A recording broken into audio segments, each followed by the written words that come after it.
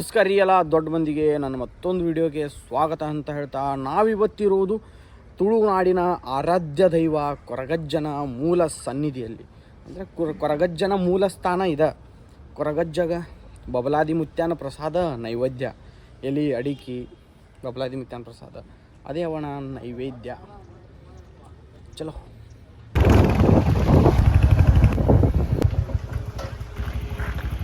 ಇದು ಆ್ಯಕ್ಚುಲಿ ಕೊರಗಜ್ಜನ ಆದಿ ಸ್ಥಳ. ಅಲ್ಲಿ ನಾವು ನೋಡಿದ್ದ ಕೊರಗಜ್ಜನ ಪೀಠ ಅದು. ನಾವು ಲಾಸ್ಟ್ ಟೈಮ್ ಅಂದಾಗ ಇನ್ನೂ ಇದು ಅರ್ಧ ಇತ್ತು. ಹಾಂ, ಇದೇನೂ ಇರಲಿಲ್ಲ. ಅದು ಏನು ಫುಲ್ ಇರಲಿಲ್ಲ. ಪರ್ಸ್ನಲಿ ಏನು ಫೀಲ್ ಆಕೈತಿ ಗೊತ್ತಾ, ಇವೆಲ್ಲ ದೇವಸ್ಥಾನ ಆದ್ಮೇಲೆ ಇವತ್ತನ್ನು ತೆಗಿತಾರಲ್ಲ, ಇವು ಸಣ್ಣ ಎಲ್ಲ ಅದ್ರಾಗ ಇರೋ ವೈಬ್ ಅಲ್ಲಿ ಇರೋದಿಲ್ಲ ಅಂತ ಅನಿಸುತ್ತೆ ಅಲ್ಲ. ಅದೊಂಥರ ರೆಟ್ರೋ ವೈಬ್ ನೆಕ್ಸ್ಟ್ ಲೆವೆಲ್. ಅಂದ್ರೆ ಇದೇ ಆದಿ ಸ್ಥಳನ ಕೊರಗಜ್ಜಂದು. ಇದೆ ಕೊರಗಜ್ಜನ. ಹೇಗೆಂದ್ರೆ ಕೊರಗಜ್ಜ ಅನ್ನೋದು 800 ವರ್ಷಗಳ ಇತಿಹಾಸ ಇರುವ ದೈವ.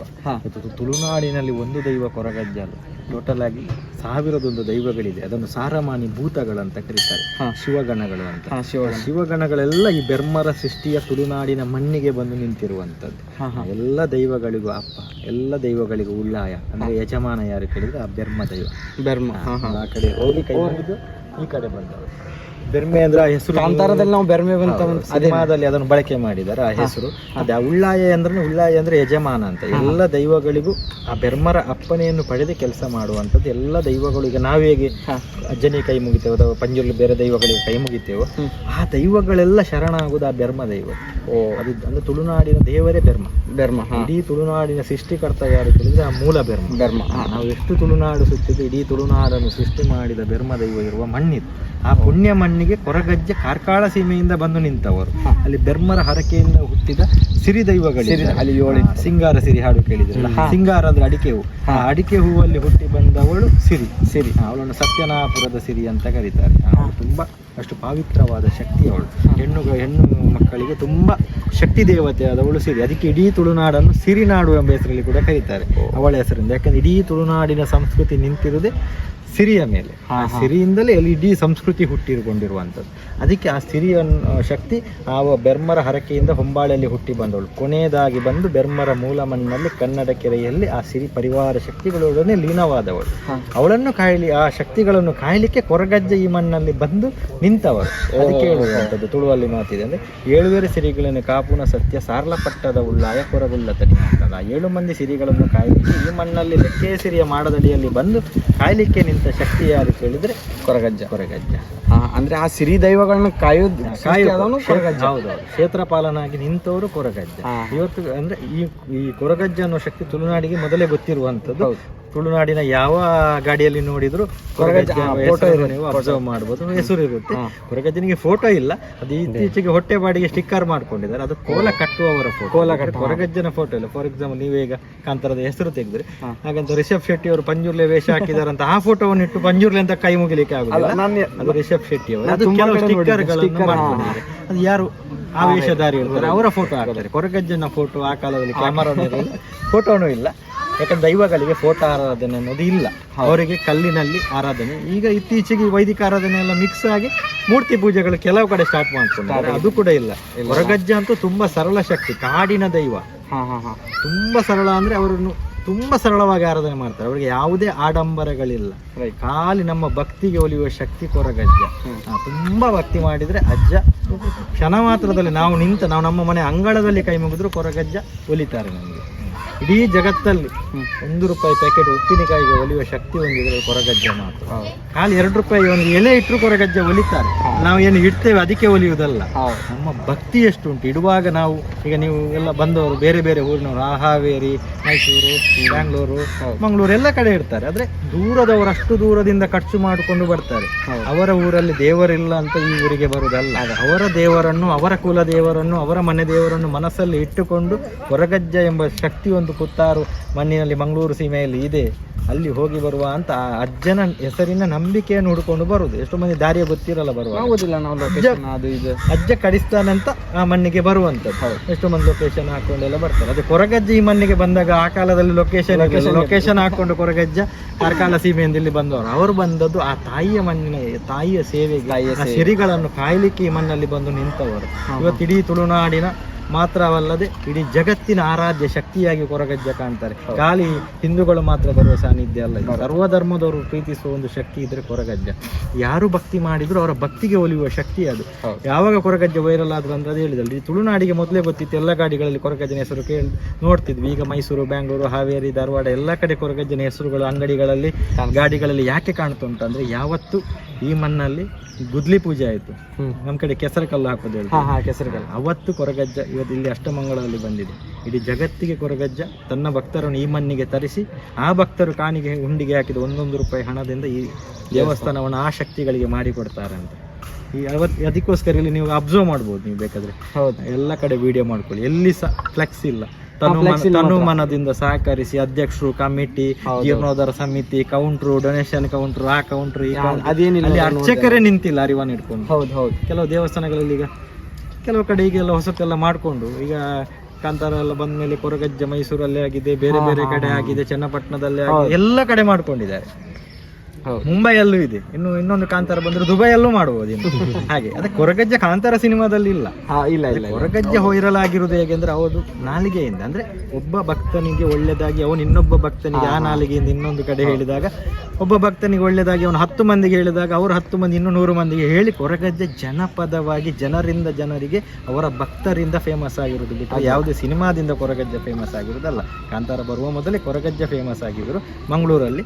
ಯಾವಾಗ ಇಲ್ಲಿ ಇದು ಕಾಂತಾರ ಬರುವ ಮೊದಲೇ ಇಲ್ಲಿ ಗುದ್ಲಿ ಪೂಜೆ 9 ವರ್ಷಗಳ ಹಿಂದೆ ಇಲ್ಲಿ ಯಾವಾಗ ಇಲ್ಲಿ ಗುದ್ಲಿ ಪೂಜೆ ಆಯಿತು, ಅದಕ್ಕಿಂತ ಮೊದಲು ಅಷ್ಟಮಂಗಳ ಪ್ರಶ್ನೆಯಲ್ಲಿ ಬಂದಿತ್ತು. ಯಾವಾಗ ಇಲ್ಲಿ ದೇವಸ್ಥಾನದ ಕೆಲಸ ಕಾರ್ಯ ಸ್ಟಾರ್ಟ್ ಆಗುತ್ತೋ ಕೊರಗಜ್ಜ ತನ್ನ ಭಕ್ತರನ್ನು ಜಗತ್ತಿನ ಮೂಲೆ ಮೂಲೆಯಿಂದ ಈ ಮಣ್ಣಿಗೆ ತಿರುಗಿಸಿದೊಂದು ದೇವಸ್ಥಾನ ಆಗುತ್ತೆ. ಇಲ್ಲಿ ಕಲೆಕ್ಷನ್ಗೆ ಹೋಗ್ಲಿಕ್ಕಿಲ್ಲ, ಊರೂರಿಗೆ ಮನೆ ಮನೆಗೆ ಡೊನೇಷನ್ ತರಲಿಕ್ಕಿಲ್ಲ, ಇಲ್ಲಿ ಬಂದವ್ರ ಹತ್ರ ಕೇಳಲಿಕ್ಕಿಲ್ಲ, ಎಲ್ಲಿ ಸಹ ಕೌಂಟರ್ ಹಾಕಲಿಲ್ಲ. ಯಾವ ಅರ್ಚಕರಲ್ಲಿ ಬಂದವರಿಗೆ ಲಿಂಬೆ ಹುಳಿ ಕೊಡೋದು, ನೂಲು ಕೊಡೋದು, ನಿಮ್ಗೆ ಹೇಗಾಗಿದೆ, ದೋಷ ಆಗಿದೆ, ಅದಾಗಿ ಏನಿಲ್ಲ. ಇಲ್ಲಿ ಆಗುದು ಇಲ್ಲಿ ಖಾಲಿ ಒಂದಿರೋದು ಪ್ರಾರ್ಥನೆ. ಪ್ರತಿ ಭಾನುವಾರ ವಿಶೇಷ ಪ್ರಾರ್ಥನೆ ಇರುತ್ತೆ. ಆ ಪ್ರಾರ್ಥನೆಗೂ 1 ರೂಪಾಯಿ ತಗೊಳ್ಳದೆ ತಟ್ಟೆ ಇಡದೆ ಮಾಡುವಂಥದ್ದು. 1 ರೂಪಾಯಿ. ಯಾಕಂದ್ರೆ ಬರುವಾಗ ಈಗ ನೀವು ಒಂದು ನಿಮ್ಮ ಊರಿಂದ ಬಂದ್ರೆ, ಯಾವ ಊರು ಸರ್ ನಿಮ್ಗೆ? ಬೆಳಗಾವಿಯಿಂದ ಬಂದ್ರಾದ್ರೆ ನೀವು ಬರುವಾಗಲೇ ಕೊರಗಜ್ಜನಿಗೆ ಗೊತ್ತಿರ್ತದೆ ಈ ವ್ಯಕ್ತಿ ಇಂಥವ, ಈ ಊರಿಂದ ಬಂದು ಅಲ್ಲಿ ನಿಲ್ತಿರಲ್ಲ ಬಂದು ಪಾಪ. ಅದಕ್ಕೆ ದೈವರು ಅನ್ನೋದು ದೈವ ದೇವರು ಹೇಗೆ ಅಂದರೆ ದೇವರ ಎದುರು ನಿಂತಾಗ ಆ ಶಕ್ತಿಗಳಿಗೆ ನೀವು ಎಲ್ಲಿಂದ ಬಂದ್ರಿ, ನಿಮ್ಮ ಪೂರ್ವಜನ್ಮದ ಹಿನ್ನೆಲೆ ಏನು, ನಿಮ್ಮ ತಂದೆ ತಾಯಿ ಎಲ್ಲ ಅದಕ್ಕೆಲ್ಲ ಗೊತ್ತಾಗುತ್ತೆ. ನೀವು ಯಾವ ಮಣ್ಣಿನಿಂದ ಬಂದಿರಿ, ಎಷ್ಟು ಖರ್ಚು ಮಾಡಿಕೊಂಡು ಬಂದಿದ್ದೀರಿ ಎಲ್ಲ ಗೊತ್ತಾಗುತ್ತೆ. ನೀವು ಅಲ್ಲಿಂದ ಬರುವಾಗಲೇ 50 ರೂಪಾಯಲ್ಲಿ ಬರಲಿಕ್ಕೆ ಆಗೋದಿಲ್ಲ. ಆ ಊರಿಂದ ಅಷ್ಟು ಖರ್ಚು ಮಾಡ್ಕೊಂಡು ಬರ್ತೀರಲ್ಲ, ಅದೇ ಅವರಿಗೆ ಸೇವೆ. ಪುನಃ ಬಂದವರ ಹತ್ರ ಅದು ಮಾಡಿಸಿ ಇದು ಮಾಡಿಸಿ ಬೆಳ್ಳಿ ಕೊಡಿ ಬಂಗಾರ ಕೊಡಿ ಕೇಳುವ ದೇವಸ್ಥಾನ ಇದಲ್ಲ. ಇದು ಖಾಲಿ ನಿಮ್ಮ ಭಕ್ತಿಗೆ ಒಲಿಯುವ ಶಕ್ತಿ ಇರುವುದು. ಕೇಳುವುದು ಯಾರು? 3ನೇ ವ್ಯಕ್ತಿ ನಡುವಲ್ಲಿ ನಿಲ್ತಾರಲ್ಲ ಕೆಲವು ಕಡೆ. ಅದು ಮಾಡಿ ಅವರಿಗೆ ಕೋಲ ಕೊಟ್ಟರೆ ಮಾತ್ರ ಕೆಲಸ ಮಾಡೋದು. ಕ್ವಾಟ್ರ್ ಇಟ್ಟರೆ ಯಾವ ಕ್ವಾಟ್ರಿಗೂ ಕೊರಗಜ್ಜೆ ಒಲಿಯುವುದಲ್ಲ, ಯಾವ ಕೋಲಕ್ಕೂ ಕೊರಗಜ್ಜೆ ಒಲಿಯುವುದಲ್ಲ. ನಿಮ್ಮಲ್ಲಿ ಶ್ರದ್ಧೆ ಇದ್ದರೆ, ನಿಮ್ಮಲ್ಲಿ ಭಕ್ತಿ ಇದ್ದರೆ ಕೊರಗಜ್ಜ ಖಂಡಿತ ಒಲಿತಾರೆ. ನಿಮ್ಮಲ್ಲಿ ಕೇಳುವ ವಿಚಾರದಲ್ಲಿ ಧರ್ಮ ಇರಬೇಕು.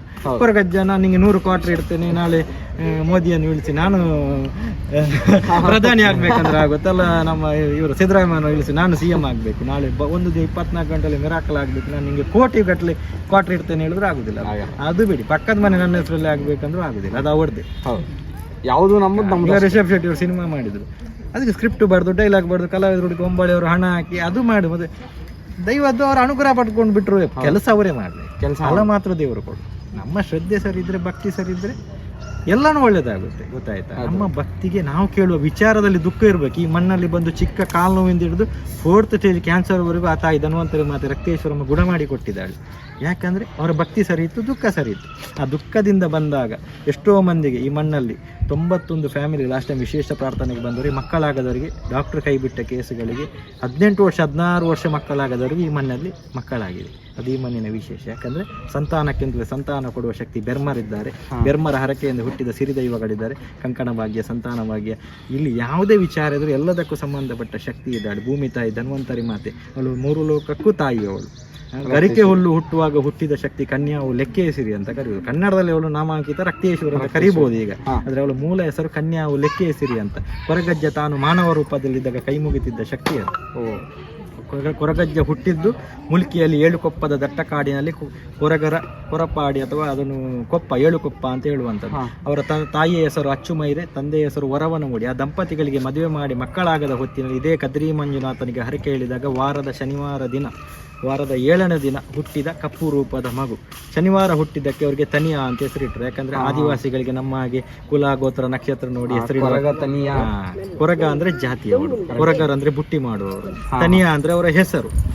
ಅಜ್ಜ ಅಂದ್ರೆ ಅವರ ಹೆಸರಲ್ಲ, ಅಜ್ಜ ಅಂದ್ರೆ ಗೌರವ ಸೂಚಕವಾಗಿ ಕರೆಯುವುದು. ಅದಕ್ಕೆ ಎಕ್ಸಾಂಪಲ್ ಆಗಿ ಹೇಳುದಾದ್ರೆ, ಇವತ್ತು ಕಲಿಯುಗ ವರದ ಅಲ್ಲಿ ಮಣಿಕಂಠ ನಿಂತಿದ್ದಾನೆ, ಇವತ್ತೆಲ್ಲ ಶಬರಿಮಲೆಗೆ ಹೋಗುವ ಟೈಮ್, ಅವನನ್ನು ಅಯ್ಯಪ್ಪ ಅಂತ ಕರಿತೇವೆ. ಮೂರು ಲೋಕದ ಅಪ್ಪ ವೆಂಕಟರಮಣ ತಿರುಪತಿಯಲ್ಲಿ ನಿಂತ ಅವನನ್ನು ತಿಮ್ಮಪ್ಪ ಅಂತ ಕರಿತೇವೆ. ಇನ್ನೊಬ್ಬ ಇದ್ದಾನೆ ಧರ್ಮಸ್ಥಳದಲ್ಲಿ ಕ್ಷೇತ್ರಪಾಲನಾಗಿ ನಿಂತಿದ್ದಾನೆ, ಮಂಜುನಾಥನನ್ನು ಕಾಯ್ಲಿಕ್ಕೆ ಅಣ್ಣಪ್ಪ, ಅವನೇ ಪಂಜುರ್ಲಿ ದೈವ. ಪಂಜುರ್ಲಿಗೆ ಗಾದಿ ಹುಡ್ಕೊಂಡು ಗಾದಿ ಸಿಗ್ತದಿಲ್ಲ, ಅವನು ಅಲ್ಲಿ ಕ್ಷೇತ್ರಪಾಲನಾಗಿ ನಿಂತಿದ್ದಾನೆ. ಅದೇ ಪಂಜುರ್ಲಿ ದೈವನನ್ನು ಅಣ್ಣಪ್ಪ ಅಂತ ಕರೀತಾರೆ.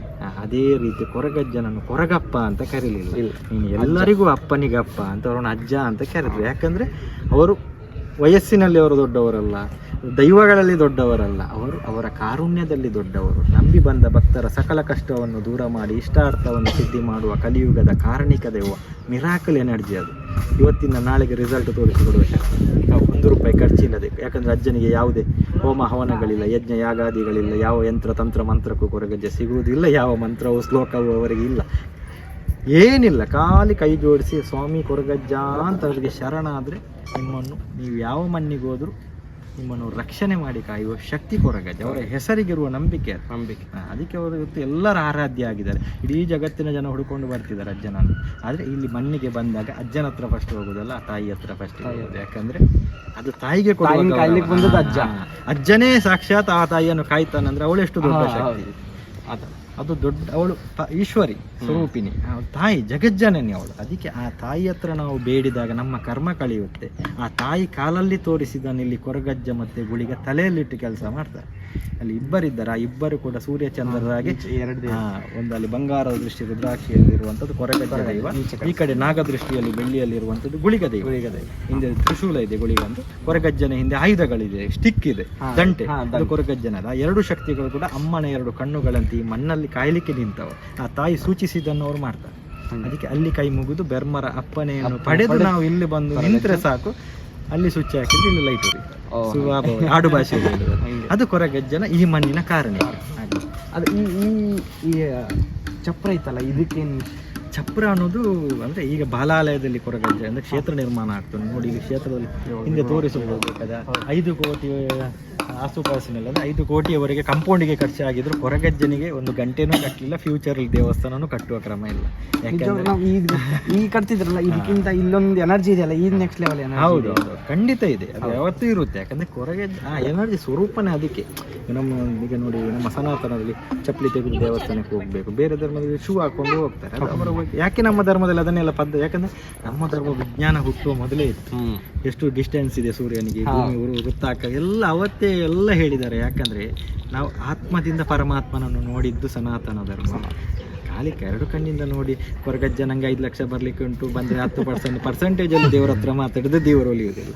ಭಕ್ತಿಯಿಂದ ಶರಣಾಗಿ ದೇವರೇ ಇಂತೆಂತ ಒಂದು ಸಮಸ್ಯೆ ಆಗಿದೆ, ಅದಕ್ಕೊಂದು ದಾರಿ ತೋರಿಸು ಅಂತ ಕೇಳಿದ್ರೆ ಕೃಷ್ಣ ಅರ್ಜುನನಿಗೆ ದಾರಿ ತೋರಿಸಿದಾಗೆ ಕೊರಗಜ್ಜ ದಾರಿ ತೋರಿಸ್ತಾರೆ.